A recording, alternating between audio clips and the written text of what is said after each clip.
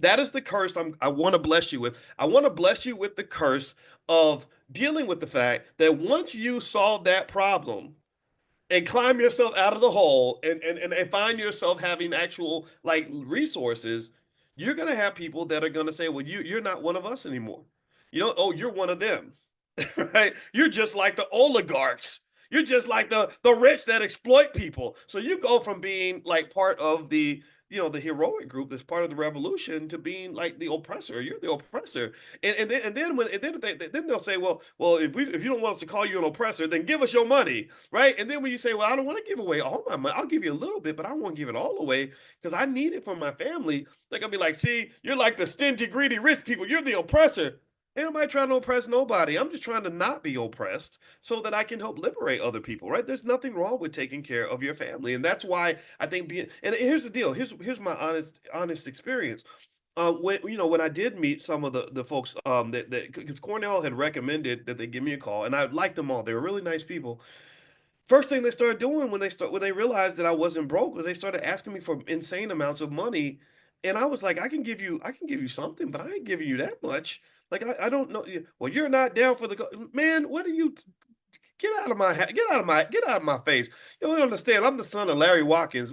My father when people would call him and try to use his credit, get him to co-sign for something, because anybody who's got good credit, you know how it is when you're the only person in the family that's got good credit. Somebody's gonna call you and ask you to co-sign.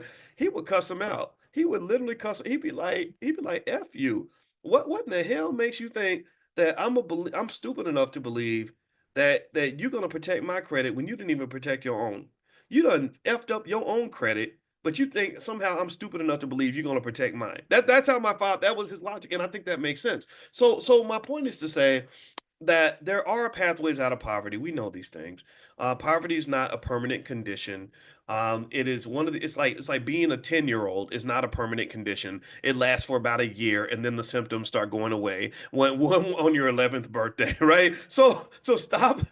So let's focus on being progressive people in the sense that we don't want to be need to grows.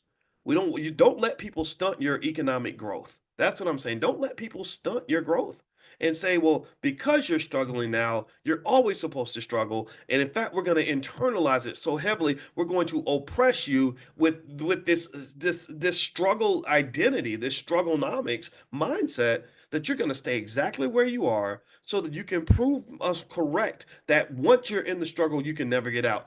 I don't know if that's true. I know America sucks sometimes. I know America ain't doing right by people sometimes. I know that there's areas that are just absolutely just complete abominations when it comes to justice, fairness, equity, and all these. You don't have to explain that to me. I see it and I agree with it.